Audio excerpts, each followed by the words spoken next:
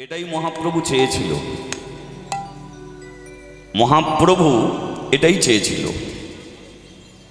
যে তিনি তো সুরধনির তীরে দাঁড়িয়ে জোর গলায় একটা কথা বলে গিয়েছিল যে এমন একটা দিন আসবে, সেই দিনটাতে ডাক্তার, মাস্টার, উকিল, ব্যারিস্টার, নেতা, মন্ত্রী সবাইকে আমি ছেঁড়া চটে বসিয়ে ছাড়বো। এমন দিন আমি একটা টেনে রাখবো, হয়তো আমি সেদিন থাকবো না, তোরা দেখবি সবাইকে টেনে আনবো এই জায়গায়, সবাইকে দু হাত তুলে বলিয়ে ছাড়বো নিতাই গৌরে প্রেমানন্দে হরি বল হরি বল। তার ভবিষ্যৎবাণী যে পৃথিবীতে যত থাকবে নগর আদি গ্রাম, একদিন দিকে দিকে সর্বত্র প্রচার হয়ে যাবে এই হরিনাম। তাই সেই হরিনাম শোনার জন্যে আপনারা উপস্থিত হয়েছে।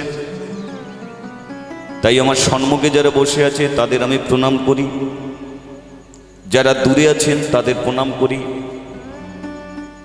যারা বিছানাকে আশ্রয় করেছেন তাদের ঘরেও আমি প্রণাম করি। আপনি বলবেন ওরা হরিবাসরে নেই, ওরা লেম মুড়ি দিয়ে বিছানাকে আশ্রয় করেছে, ওদের ঘরে প্রণাম করো কেন? করতে হবে, কারণ গৌরাঙ্গ মহাপ্রভু আমাদের সেই শিক্ষা দিয়ে গেল যে পৃথিবীতে কাউকে কোনোদিন তুমি নিন্দে করো না। নিন্দে, অবহেলা, অশ্রদ্ধা এগুলো করার জন্য আমরা মানুষ হয়ে জন্মগ্রহণ করিনি। তাছাড়া কাকে তুমি অবহেলা করবে? আজকে যে বিছানাকে আশ্রয় করেছে, কে বলতে পারে ওই মানুষটা কোনোদিন হরিনামকে আশ্রয় করবে না? এমন গ্যারান্টি আমরা কেউ দিতে পারবো? পারবো কি? তাহলে আজকে যে শুনে না সে একদিন শুনতে পারে। অনেকের গলায় তুলসী কাঠের মালা আছে, অনেকের নেই। তো যাদের গলায় মালা নেই তারা কি কোনোদিন মালার পরবে না? এমন গ্যারান্টি দিতে পারবো? আজকে পরে না পড়তেও পারে। আজকে আপনারা সামনে আছেন, পৃথিবীর বেশ কিছু মানুষ পিছনে আছে, কিন্তু গৌরাঙ্গ মহাপ্রভুর যদি কৃপা হয় তাহলে হয়তো সামনের মানুষ পিছিয়ে যাবে, আর পিছন করা মানুষগুলো তারাই একদিন সামনে বসে আনন্দ করে দু হাত তুলে বলবে নিতাই গৌরী প্রেমানন্দে হরি বল হরি বল। তাই এ পৃথিবীতে নিন্দে, অবহেলা, অশ্রদ্ধা এগুলো করার জন্য কেউ কোনোদিন আমরা আসি না। সবাই ভালো থাকুন, সুস্থ থাকুন, সুন্দরভাবে জীবন কাটুক, তাই সকলের মঙ্গল প্রার্থনা করে আজকে আমরা যে লীলা শুনব সে লীলাটি হলো জাতি ভেদ। আস্তে, চঞ্চল নয়। কি লীলা শুনব আমরা? জাতি ভেদ। জাতিভেদটা কেমন? এখন যে হরিনাম হচ্ছে এখানে কিন্তু শুধু এক শ্রেণীর মানুষ বসে নেই। এখানে ব্রাহ্মণও আছে, চণ্ডালও আছে, মুচি, মেথর, উঁচু জাতের মানুষ, নিচু জাতের মানুষ, সবাই আছে। কিন্তু এমন একটা সমাজ ছিল যে সমাজে কিন্তু আমরা সবাই এক ছিলাম না, বা এক জায়গাতে আমরা বসে থাকতাম না। কি? তখন সমাজকে চার ভাগে ভাগ করা ছিল। ব্রাহ্মণ, ক্ষত্রিয়, বৈশ্য, শূদ্র, চার শ্রেণীতে ভাগ করা ছিল। এবার ব্রাহ্মণরা পূজা অর্চনা করবে, ক্ষত্রিয়রা দেশ শাসন করবে, বৈশ্য মানুষগুলো চাষবাস করবে, আর শূদ্র নিজ শ্রেণীর মানুষগুলো তিন শ্রেণীর বাড়িতে কাজ করে পেটে রোজগার করবে। শুধু তাই নয়, এই দেখুন আপনাদের সম্মুখে নেপালগঞ্জ মার্কেট, যে মার্কেটে সব শ্রেণীর মানুষ গিয়ে কেনাকাটা করতে পারে। কিন্তু তৎকালীন দিনে সমাজ, ওটা যদি ব্রাহ্মণদের মার্কেট হয় সেখানে কোনো অন্য শ্রেণীর মানুষ গিয়ে কেনাকাটা করতে পারবে না। যদি চলেও যেত নাম জিজ্ঞাসা করত, ঠিকানা জিজ্ঞেস করত, যদি ওই শ্রেণীর হতো তাহলে তাকে জিনিসপত্র দিত, আর যখন দেখলো ওই শ্রেণীর নয় তাকে দোকান থেকে কিছু দেবে না। তাই তাহলে এই যে একটা সমাজ ছিল আর এখনকারের একটা সমাজ, যে সমাজের বুকে আমরা সবাই এক হয়েছি, এক করেছে কে? আজ আমরা সবাই এক হয়ে গেছি, কিন্তু এই একটা করেছে কে? এই এক করেছে মাত্র দুটো ভাই, এক হলো গৌর, দুই হলো নিতাই। হরিনাম আমরা শুনছি, কিন্তু জীবনে কোনোদিন ভাববেন যে গৌর আর নিতাই দুটো ভাই বাংলার মাটিতে এসে আমাদের ঘরে কি সম্পদ দিয়ে গেছে, আর এইটা দিয়ে যেতে গিয়ে তাদের যে জীবনে যে আঘাত, যে অত্যাচার এসেছিল, সেগুলো তারা কত কত কষ্ট সহ্য করেছে। সংগ্রাম, জীবনে সংগ্রাম যদি না চলে পরিবর্তন হয় না। দেশে যদি সংগ্রাম না চলে দেশের পরিবর্তন হয় না। ভারতবর্ষ স্বাধীন হয়েছিল কিসের দ্বারা? সংগ্রামের দ্বারা। বিনয় বাদল দীনেশ, নেতাজি সুভাষচন্দ্র, ক্ষুদিরাম বোস, মাতঙ্গিনী হাজরা, এরা কি করেছে? সংগ্রাম করেছে। এরা সংগ্রামী, এরা সংগ্রাম করেছে, রক্ত দিয়েছে, তাই ভারতবর্ষ স্বাধীন হয়েছে। তদ্রূপ গৌর আর নিতাই এই হরিনামটাকে টেনে আনার জন্যে, জাতিভেদটাকে ভাঙার জন্যে তিনি জীবনে সংগ্রাম করেছে, তাই আমরা এক হতে পেরেছি। তাই সেই জাতিভেদ কি জিনিস সেটাকে নিয়ে আজকে আপনারা লীলা শুনবেন। তাই আজকের লীলার বিষয়বস্তু হলো জাতিভেদ। ঠিক আছে, আমি বলতে থাকি, আপনারা শুনতে থাকুন। তার আগে আর একবার বলিয়ে চৈতন্য মহাপ্রভুকে একটু হরিনাম করা যাবে কি? কি মনে হয় একটু হরিনাম করা যাবে অল্প সময়? কারণ জপ করো, তপ করো, মরতে জানলে হয়।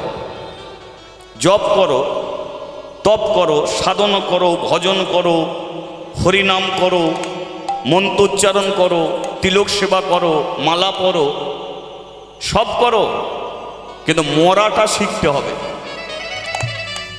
আর ওটা আমাদের জীবনে হবে, মরতে আমাদের হবেই। কিন্তু মরণের সময় আপনি কি বলবেন সেটা আপনাকে জানতে হবে।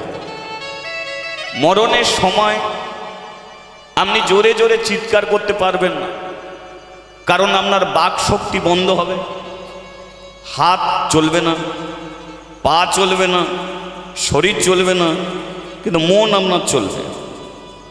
সেই মনে মনেই যদি হা রাধে বলেন, হা গৌর বলেন, হা কৃষ্ণ বলেন, হা নিতাই বলেন, তাহলে জানবেন পরপারের রাস্তাটা আপনার ঠিক হয়ে গেল। আবার আপনি মানুষ হতে পারবেন, আবার হরিবাসরে বসে তালি দিয়ে হরিনাম করতে পারবেন। আর ওটা যদি না বলা যায়, আসবেন পৃথিবীতে, মানুষ হওয়ার সুযোগ হবে না। এই যে গাছপালা, পশু পক্ষী, কীট পতঙ্গ, এরা কারা? এরা আমাদের মতো একজন ছিল, আজকে পশু পক্ষী হয়ে জন্মেছে। ভগবান আমাদের ঘরে ছেড়ে দিয়েছে সব, এগুলো খেলার বস্তু। কারো দেখবেন 5 বিঘে জমি, কারো 10 বিঘে জমি, এটা খেলনা। ভগবান বলছে খেলে যাও। খেলা ভুলে গিয়ে যেদিন আমাকে ডাকবে সেদিন আমি দাঁড়াবো তোমাদের পাশে। ওগুলোকে খেলতে দিয়েছি।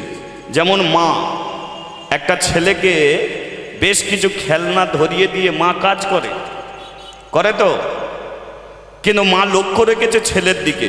ছেলে খেলেই যাচ্ছে, খেলা ভুলে যেদিন ছেলেটা মা বলে ডেকে উঠবে, মা যেমন ছুটে আসে, তদ্রূপ আমরা যা আমাদের কাছে দিয়েছে আমরা খেলে যাচ্ছি। এই খেলা ভুলে যেদিন আমরা ভগবানকে ডাকবো সেদিন ভগবান মায়ের মতোই ছুটে আসবে। এটা পরীক্ষা, 24 ঘন্টা পরীক্ষা নয়। তিনি 1 সেকেন্ড পরীক্ষা করবে যে তুমি কি বলে দেহ ছাড়ছো। সেটা কেমন না, দেখবেন কেউ স্টুডিওয় ফটো তুলতে যায়, স্টুডিওয় ফটো তোলে। একটা ফটো তুলতে গেলে কোনো মেয়ে দেখবে বিউটি পার্লারে 4 ঘন্টা কাটিয়েছে। আবার যেখানে তুলতে গেল সেখানে আয়না আছে, সেখানে আবার মিনিট 15-20 সেজে নিল। কিন্তু ছবি তুলতে কতক্ষণ লাগে? কতক্ষণ? 1 সেকেন্ড। তাহলে 24 ঘন্টা তোমাকে দিয়ে দিয়েছে, কারো 50 বছর, কারো 60 বছর দিয়ে দিয়েছে। ভগবান ছবি তুলবে 1 সেকেন্ড। যা তুমি পারো করছো, কিন্তু শেষ সময় তুমি যেটা বলবে ভগবানের ক্যামেরায় সেটাই ধরা পড়বে। সেটা চেক করে মনে করে যদি মানুষ করব, মানুষ হবে। আর কুকুর ছাগল যদি মনে করে তো আবার কুকুর ছাগল হই। সেই জন্যে হরিনামের এত প্রয়োজন আছে। ধরুন আপনারা সবাই সুস্থ শরীরে বেঁচে থাকবেন, আমার যদি কিছু হয়ে যায় তবু তো ভগবানের কাছে গিয়ে বলতে পারবো ঠাকুর হরি নাম করে এসেছি, আর কি অন্য কোথাও যেতে দেবে? সেই জন্য আপনারা হরি নাম না করলে আমি কিন্তু করব, যদি আমার সঙ্গে আপনারা সহযোগিতা করেন। কে করবেন? একটু হরিনাম করবেন? আচ্ছা, যারা যারা হরিনাম করবেন না একবার হাত তুলুন তো। হ্যাঁ, করবেন না। আচ্ছা, যারা যারা হরিনাম করবেন একটু হাত তুলুন তো। এটা খুবই ভালো। চলো, হরে কৃষ্ণ কৃষ্ণ কৃষ্ণ হরে হরে, হরে রাম রাম রাম হরে হরে, হরে কৃষ্ণ কৃষ্ণ এই মনিটরটা বাড়বে, কৃষ্ণ কৃষ্ণ হরে হরে, হরে রাম রাম রাম হরে হরে, হরে কৃষ্ণ কৃষ্ণ কৃষ্ণ কৃষ্ণ হরে হরে, হরে রাম রাম রাম হরে হরে। সবাই হরে কৃষ্ণ কৃষ্ণ কৃষ্ণ কৃষ্ণ হরে হরে, হরে রাম রাম রাম হরে হরে। শোনো শোনো ভক্তগণ, একটু সাত করো পেশাল। শোনো দিয়া মন, এক দুঃখী মায়ের ছেলের কথা এখন কহিব এখন। তালি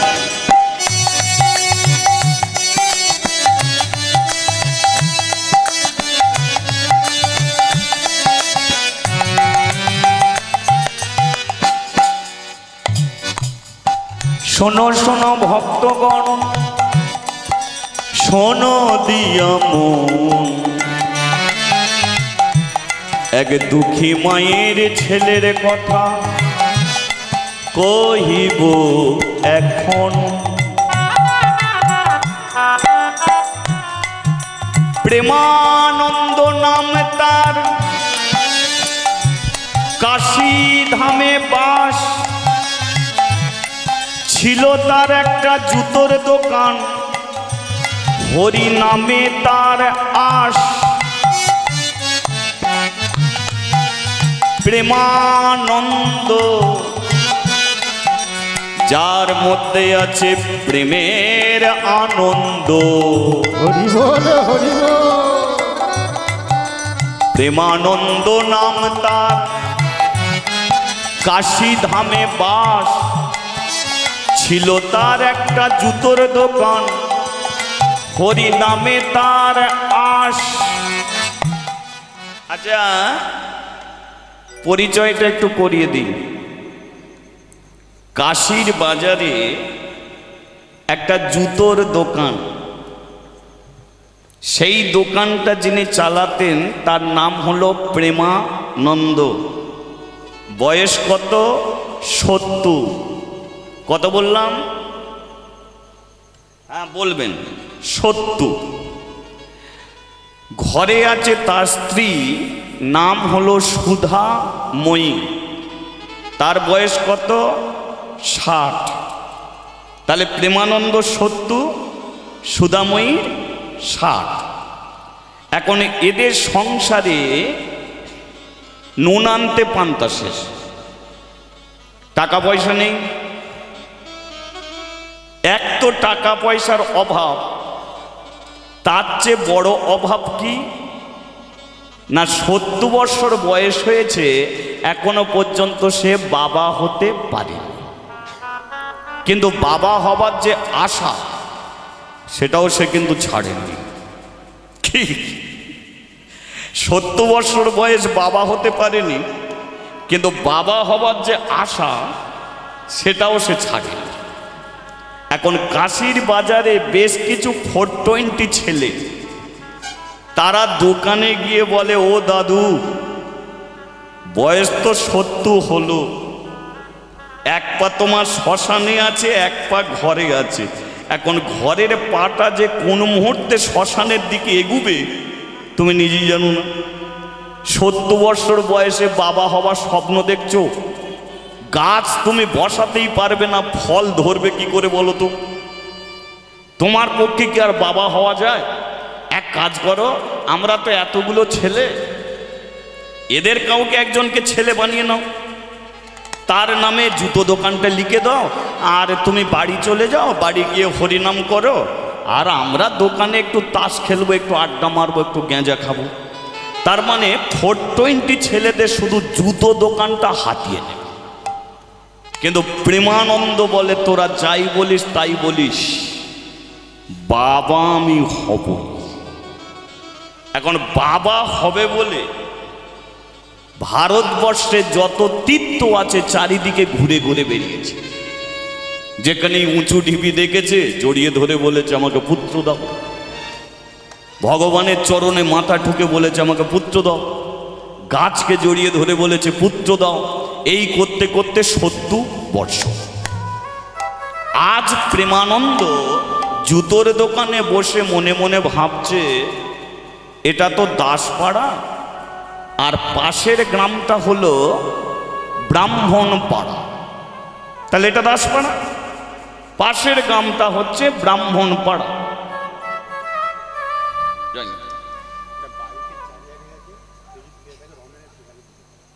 চাবি, বাড়ির চাবি, জয়নিতাই বাইকের চাবি একজনের হারিয়ে গেছে।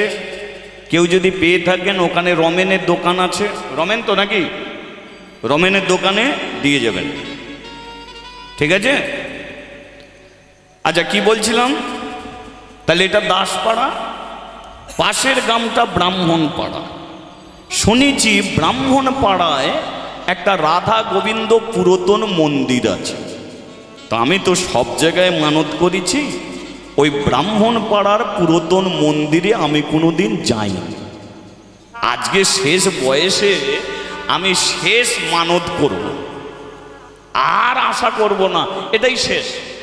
ওই ব্রাহ্মণপাড়ার রাধা গোবিন্দ গিয়ে আমি মানত করব, যদি আমার একটা সন্তান মেলে। তাহলে প্রেমানন্দ সকালবেলায় জুতো দোকানটা বন্ধ করে চলেছে কোথায়? দাসপাড়া থেকে কোথায়? ব্রাহ্মণপাড়ায়। কি শ্রীকৃষ্ণ গোবিন্দ হরে মুরারে, হে নাথ নারায়ণ হে বাসুদেবায়। কৃষ্ণ গোবিন্দ হরে মুরারে, হে নাথ নারায়ণ হে বাসুদেবায়। শ্রীকৃষ্ণ গোবিন্দ হরে মুরারে, হে নাথ নারায়ণ হে বাসুদেবায়। কৃষ্ণ গোবিন্দ হরে মুরারে, হে নাথ নারায়ণ হে বাসুদেবায়। একমাত্র স্বামী সকা হামারা, হে হে নাদ নারায়ণ হে বাসুদেবা। একমাত্র স্বামী সখা हमारा हे नाथ नारायण हे वासुदेवा। হরি বল हरि बोल হরি বল। हरि बोल। আজ একটু মুখে বলা যাবে হরি বলটা? একটু বলা যাবে? তবে এই সময় কারো যদি হাই উঠে যায় হাই তুলেও বললে চলবে, কোনো সমস্যা নেই। তবে যাদের মুখ ব্যথা হবে মনে করবেন তারা বাদ রাখবেন, ঠিক আছে? আগে আমি বলবো তারপর আপনারা বলবেন হরি বল हरि হরি বল। हरि बोल। আজ একটু জোরে বললে খুব সমস্যা হবে বলে নাকি? मन से बोल हरि बोल तन से बोल हरि बोल भाव से बोल हरि बोल आग में बोल हरि बोल सांस में बोल हरि बोल दिल में बोल हरि बोल हाथ तुले बोल। हरि बोल। আজ আমি তো নামাতে কাউকে বলিনি, তুলতে বলেছি। ওটুক হরি বলো হরি বলো হরি বলো ভাই। हरि बोल। হরি নামে বিনা জীবের অন্য গতি না। हरि बोलो हरि बोलो हरि बोलो भाई। हरि नाम बिना जीवे अन्न गति হরে নাই। কৃষ্ণ নামে বিনা জীবের অন্য গতি না। ও যে কৃষ্ণ নাম বিনা জীবে অন্য গতি নাই। ও যে হরি নাম বিনা জীবের অন্য গতি না। ও কৃষ্ণ নাম বিনা জীবে অন্য গতি নাই। বলিয়ে রাধা মাধবে কি জয় গিরিধারী শ্রীকৃষ্ণ কি। জয়। এদিকের হলোটা কি? না না, আমি যেটা বলছিলাম প্রেমানন্দ দাসপাড়া থেকে কোথায় যাচ্ছে মনে আছে তো? কোথায় যাচ্ছে? ব্রাহ্মণ পাড়ায়। আমি ব্রাহ্মণ পাড়ার কি হলো আমি বলবো আর কি। তাহলে প্রেমানন্দ কি করেছে? ব্রাহ্মণ পাড়ার মন্দিরের সিঁড়িতে গিয়ে পা দিয়েছে। কোন মন্দির শুনবেন? ঘাড় ঘোরাবেন না, আমি চঞ্চল। সিঁড়িতে পা দিয়েছে, মন্দিরে উঠবে। ওপর থেকে পূজারী ব্রাহ্মণ ডেকে উঠল, কে রে? আগে আমি প্রেমানন্দ। পুরুটা বল। প্রেমানন্দ। আরে প্রেমানন্দর পরে কি বসাস? প্রেমানন্দ দাস। যেই বলেছে প্রেমানন্দ দাস, কোন সাহসে তুই মন্দিরে এলি? জানিস এটা পূর্বপুরুষের নিয়ম। এখানে নিজ জাতি মানুষের মন্দিরে ওঠা নিষেধ। কোনো নিজ জাতি ছেলে মেয়ে মন্দিরের এরিয়ায় আসা নিষেধ। আর তুই একটা মুচির ছেলে হয়ে মন্দিরে পা রাখলি, পা নামা। ঠাকুর মশাই, আমি মানত করতে এসেছি। হ্যাঁ, মানত করবি। ওই যে অদূরে একটা কদম গাছ আছে, ওই কদম গাছের নিচে দাঁড়িয়ে যা জানাবার জানিয়ে যা। কোনো দিনের জন্য মন্দিরে উঠবি না। প্রেমানন্দর আর মন্দিরে ওটা হলো না। মন্দির সিঁড়ি থেকে পা নামিয়ে কদম গাছের নিচে গিয়ে হেলাম দিয়েছে। এখন দরজার মধ্যে যে আছে, প্রেমানন্দ গাছের নিচে থেকে দরজার দিকে তাকিয়ে আছে। আমি জানি দরজার ভিতরে কে আছে। তুমি ঈশ্বর পরম কৃষ্ণ, তুমি সচিদানন্দ বিগ্রহ, তুমি অনাদি আদি গোবিন্দ, তুমি সর্বকারণের কারণম। জগতে তোমাকে সবাই ভগবান বলে জানে। কিন্তু আজকে আমার একটা প্রশ্ন তোমার কাছে, একটাই প্রশ্ন। এতদিন শুনেছি তুমি মানুষ সৃষ্টি করেছ, কোনো জাত তো তুমি সৃষ্টি করোনি। তাহলে আজকে আমি কেন মন্দিরে উঠতে পারলাম না? কারণ আমি মুচির ছেলে বলে। উনি পূজারী ব্রাহ্মণ। উনি মন্দিরে ওঠার অধিকার আছে, আর আমি একটা নিজ জাতির ছেলে বলে মন্দিরে উঠতে পারবো না? হে ভক্তমণ্ডলী, প্রত্যেকটা মানুষের একটা নামের প্রয়োজন ছিল। নাম না হলে মানুষকে চিনবে কি করে? কিন্তু নামের পরে কি এই জিনিসটা প্রয়োজন ছিল? কে মণ্ডল, কে পল্লে, কে চক্রবর্তী, কে মুখার্জি, কে নস্কর, কে খাড়া, এগুলোর তো কোনো প্রয়োজন ছিল না। এরই জন্যে তো মানুষকে দূরত্ব তৈরি হয়ে গেছে। ওই ছেলের সঙ্গে বিয়ে দেয়া যাবে না মেয়ের, কারণ ও বাগ দিচ্ছে। আমরা ব্রাহ্মণের ছেলে, ও মুচির ছেলে। কিন্তু প্রতিটা মানুষের দিকে তাকিয়ে দেখো, যে ব্রাহ্মণ তারও দুটো চোখ, আমারও দুটো চোখ, ওরও দুটো হাত, আমারও দুটো হাত, ওরও দুটো পা, আমারও দুটো পা। তাহলে কেন এত দূরত্ব? উনি মন্দিরে আছে, আমি গাছের নিচে আছি, তাহলে মাঝখানে যে এত বড় ফাঁকা জায়গা, এই জায়গাটায় কে আছে? এই জায়গাটায় কি লুকিয়ে আছে যেটা চোখে দেখা যায় না? কিন্তু এরই জায়গাতে, এরই জন্য মানুষকে দূরত্ব তৈরি করছে। এটা হলো জাতি ভেদ। এটাকে তুমি ভাঙতে পারো না। এ পৃথিবীতে তুমি মানুষ করে পাঠিয়েছ, সবাইকে তো সব কাজের জন্য নয়, সবাইকে সব কাজের জন্য পাঠাওনি। কাউকে মাস্টার করে পাঠিয়েছ, কাউকে ছাত্র করে পাঠিয়েছ, কাউকে ডাক্তার করে পাঠিয়েছ, কাউকে রুগী করে পাঠিয়েছ। তাহলে ওনাকে পুজো করার জন্য পাঠিয়েছ, আমাকে জুতো সেলাই করার জন্য পাঠিয়েছ। তাহলে উনি যেমন পুজো করে মানুষের মঙ্গল করে, তেমন আমিও তো জুতো সেলাই করে মানুষের পায়ে তুলে দিই। আমি যদি জুতো সেলাই না করতাম, মানুষগুলো হাঁটতো কি করে, মানুষগুলো চলতো কি করে? মেরে ভাই, জীবনে কোনোদিন নিজের কর্মকে খারাপ চোখে দেখবে না, নিজের পোশাককে কোনোদিন খারাপ চোখে দেখবে না, নিজের বৃদ্ধ বাবা মাকে কোনোদিন খারাপ চোখে দেখবে না। নিজের কর্মই হলো জীবনের সবচেয়ে বড় ধর্ম। কেউ যদি চুল কাটে, সেটাও তার কাছে মহান কর্ম, কারণ তিনি যদি চুল না কাটতো, মানুষগুলো বন মানুষ হয়ে যেত। যে জুতো সেলাই করে, তারও একটা মহান কর্ম। যদি জুতো সেলাই না করতো, মানুষগুলো হাঁটতে পারতো না। তাহলে আজকে আমি কেন মন্দিরে উঠতে পারলাম না? আজকে 70 বছর বয়সে তোমার কাছে এসে দাঁড়ালাম, শেষবারের মতো মানত করবো বলে। মানত করা হলো না। আমি গাছের নিচে দাঁড়িয়ে বলছি, শোনো ভগবান, এই গাছের নিচে দাঁড়িয়ে আমি মানত করছি, তুমি আমাকে একটা পুত্র সন্তান দাও। তাকে হয়তো দিলে আমি মানুষ করতে পারবো না, কারণ বয়স আমার 70।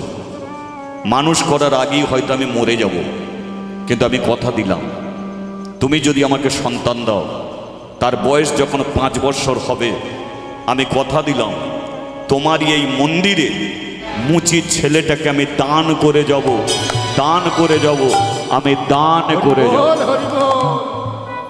ভেঙে দেবে তুমি জাতিভেদ, গুঁড়িয়ে দেবে তুমি জাতিভেদ। তুমি নিজেকে প্রমাণ করো যে তুমি প্রধানমন্ত্রীর নয়, রাষ্ট্রপতির নয়, মুখ্যমন্ত্রীর নয়, তুমি নেতার নয়, তুমি সাধুর নয়, ঋষির নয়, তুমি একমাত্র ভক্তের ভগবান, তুমি একমাত্র ভক্তের ভগবান, তুমি একমাত্র ভক্তের ভগবান। এটাকে তুমি প্রমাণ করো। প্রেমানন্দ মানত করে চলে যাচ্ছে, দরজার ভেতর থেকে ভগবান বলল, প্রেমানন্দ সেই এলি, আবার গালাগালি দিয়ে গেলি, তোর অপেক্ষায় ভাই আমি বসেছিলাম, আর তুই 70 বছর এদিক ওদিক করে কাটিয়ে গেলি, শেষ বয়সে এলি তো গালাগালি দিলি কেন?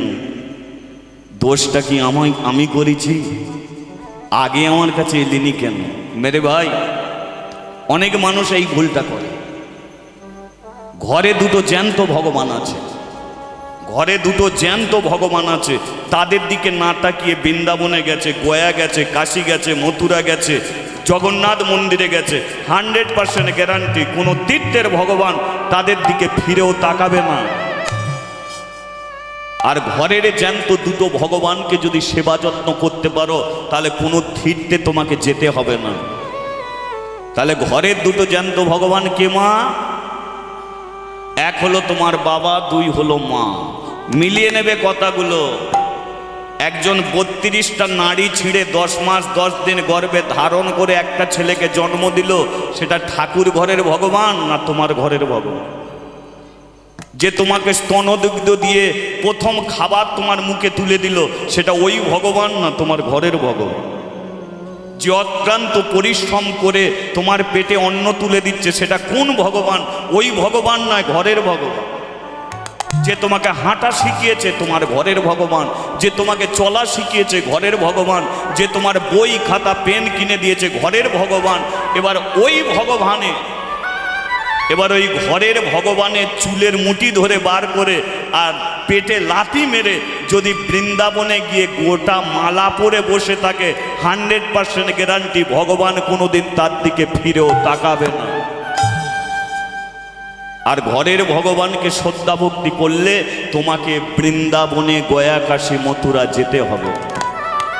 যা প্রেমানন্দ বাড়ি যা, আমি কথা দিচ্ছি তোর ওই ছেলেকে দিই আমি জাতিভেদ একদিন ভেঙে দেবো। প্রেমানন্দ বাড়ি চলে এলো। আচ্ছা, সুদাময়ীর বয়স কত মনে আছে? কত বলেছিলাম? 60 বর্ষ।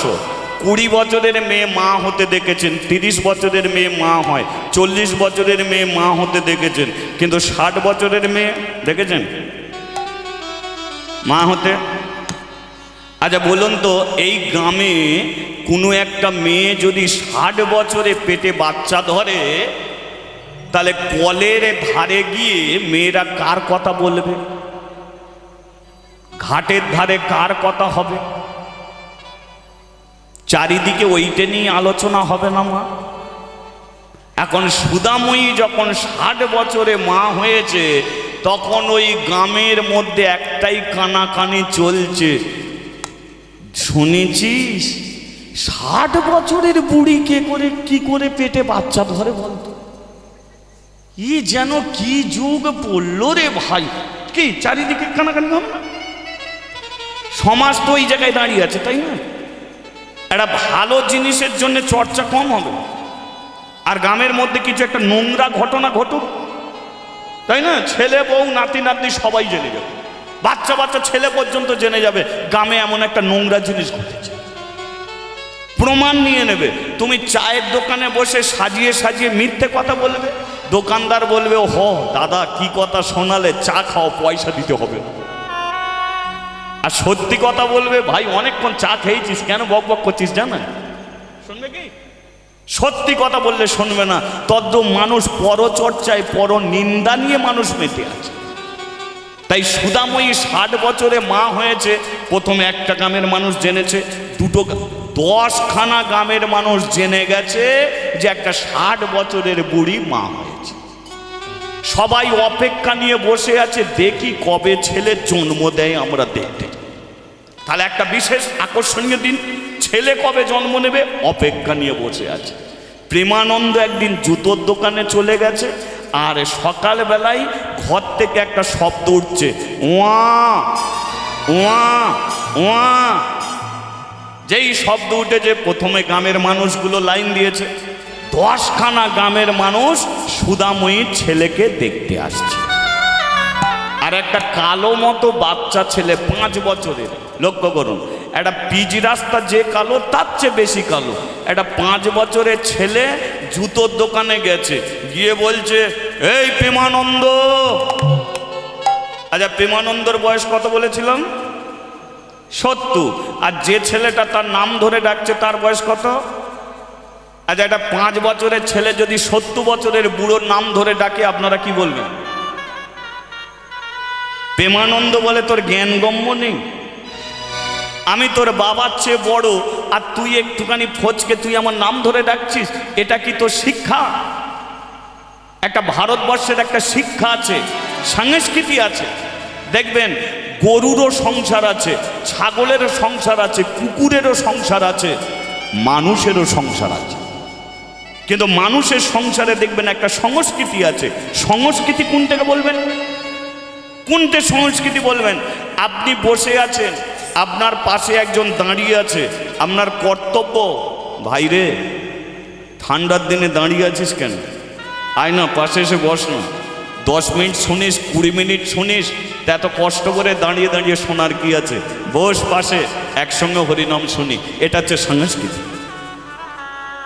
বাড়িতে যদি কোনো বৈষ্ণব আসে, বাবা মা শিক্ষা দেবে ছেলেকে, যা বৈষ্ণব এসেছে একটু জল নিয়ে ওর পায়ে দে। এটা হচ্ছে সংস্কৃতি। সকালবেলা ঘুম থেকে উঠে প্রথমে মাটিতে পা রাখবি না, কারণ যে মাটির বুকে তুই পা রাখছিস এটাও কিন্তু মা। আসলে এটাও মা, আমি তোর মা, আমি তোকে পেটে ধরেছি, তারপরে ভূমিষ্ঠ হবার পরে এই মায়ের কোলে তোকে আমি ছেড়ে দিয়েছি। যে মায়ের বুকে তুই পা রাখছিস, আগে অপরাধ স্বীকার কর। বিছানায় বসে এই মাটিকে প্রণাম করে বল, হে মা ধরিত্রী, তোমার বক্ষ মাঝে অনেক অন্যায় করব, অনেক অপরাধ করব, সব তুমি আমাকে ক্ষমা করে দাও। এটা হলো ভারতবর্ষের সংস্কৃতি। বিছানায় শোবার আগে বালিশকে প্রণাম করে শো। কেন? আজকে তুমি বালিশকে প্রণাম করে শুচ্ছ মানে ভগবানের কোলে মাথা দিয়ে শুচ্ছ। ওরে খোকা, বালিশকে যদি প্রণাম না করিস তাহলে একদিন তোর মাথা গিয়ে শ্মশানের চিতার কাটে পড়বে, সেদিনকে প্রণাম করা হবে না। তদ্রব এই শিক্ষাগুলো আমরা দিই না। তদ্রব আজকে প্রেমানন্দ ছেলেটাকে বলছে যে ভারতবর্ষের সংস্কৃতিটা ভুলছিস কি করে? আমার বয়স 70, তুই 5 বছরের ছেলে, তুই আমার নাম ধরে রাখছিস? এটা কি তোর বাবা মা শিক্ষা দিয়েছে? তুই তো একজন বাচ্চা। এখন যেই বলেছে বাচ্চা, ছেলেটা বলে কিনা সবাই বলে আমাকে বাচ্চা, কিন্তু কবে থাকতে যে আমি চৌবাচ্চা হয়ে আছি এটা কেউ জানে না। এখন যে ছেলেটা বলছে এই প্রেমানন্দ বাচ্চা নয়, ওটাই চৌবাচ্চা। ওর ইচ্ছাতেই দিন রাত্রি, ওর ইচ্ছাতেই জোয়ার ভাটা, ওর ইচ্ছাতেই চন্দ্র সূর্য উঠদয়। গোপালকে মায়েরা কোলে করে নিয়ে যায়, মনে করো না গোপাল বাচ্চা। ও কোলে উঠেছে বাচ্চা হয়ে। ও যদি ওজন চাপায় নয়, তোমার কাপড়ে থাকবে, কোল থাকবে। তদ্রুপ ওকে বাচ্চা ভেবো না, ও চৌবাচ্চা। তাই ওই বাচ্চা ছেলেটা বলছে, শোনা প্রেমানন্দ, তুমি আমাকে বাচ্চা বলো আর চৌবাচ্চা বলো, তাড়াতাড়ি বাড়ি যাও। প্রেমানন্দ বলে, বাড়ি যাব কেন? বলে, ও প্রেমানন্দ, ও প্রেমানন্দ, করো হে আনন্দ। ও প্রেমানন্দ, করো হে আনন্দ। ও প্রেমানন্দ, করো হে আনন্দ। ও প্রেমানন্দ, করো হে আনন্দ। ও প্রেমানন্দ, করো হে আনন্দ। ও প্রেমানন্দ, করো হে আনন্দ।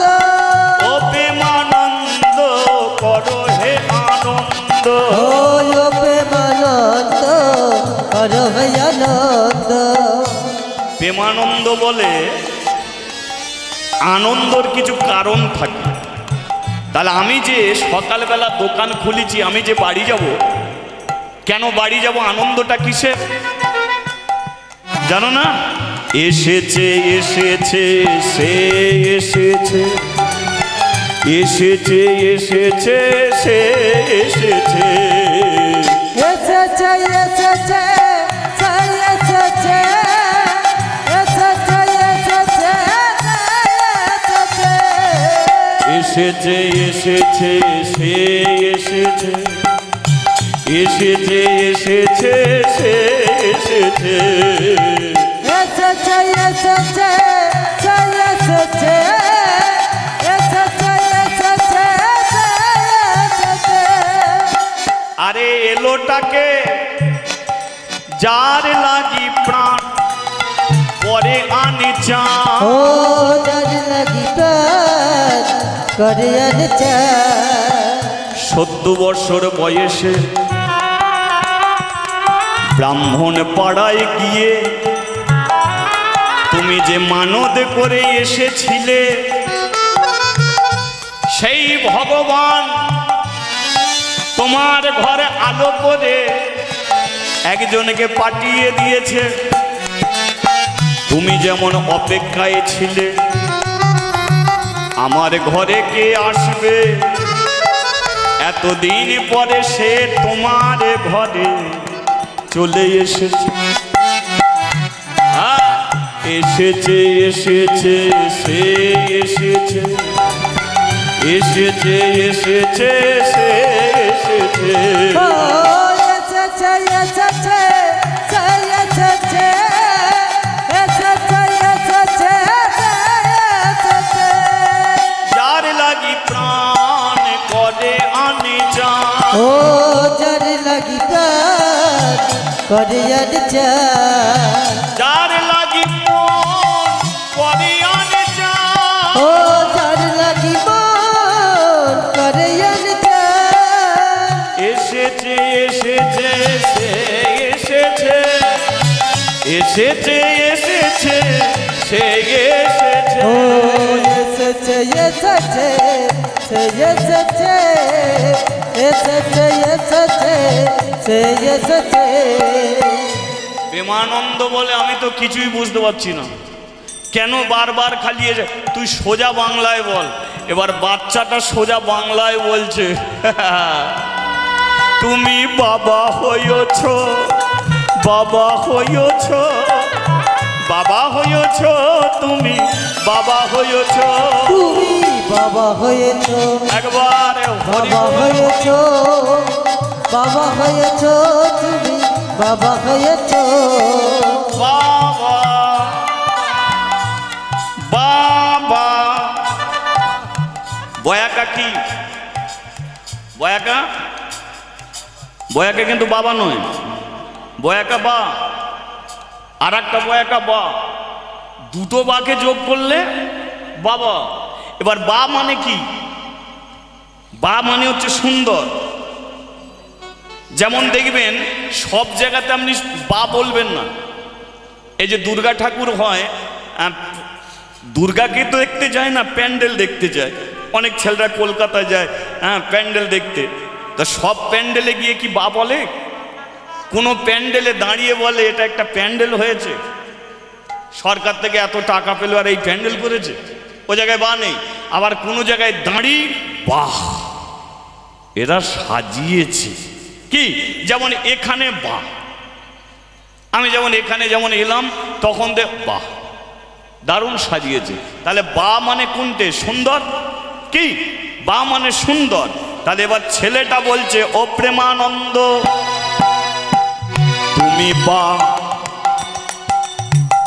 তোমার ঘরে যে এসেছে সে বা, তুমি তো পরচর্চা পরনিন্দা করো না,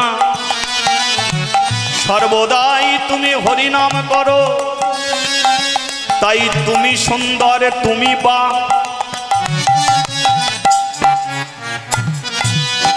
তোমার ঘরে যে এসেছে সে সুন্দর, সে বা। এবার তুমি দোকানের বা, চলে যাও ঘরে, ঘরে আছে বা, দোকানের বা, ঘরের বা, ঘরের বাটাকে টেনে নাও নিজের বার কাছে। তাহলে ঘরের বা তুমি বা, ঘরের বাকে যদি তুমি যোগ দাও তাহলে কি হবে?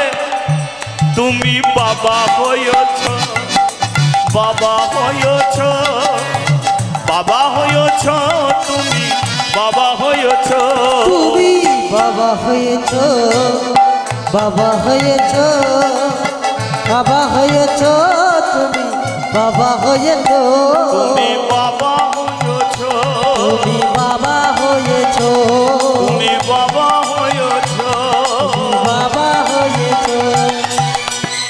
বলিয়ে রাধা মাধবে কি জয়, গিরিধারী শ্রীকৃষ্ণ কি, জয়। দোকানে ঝাঁপ ফেলবি কি? প্রেমানন্দ বলে ফেলবো কি, ফেলে দিয়েছি।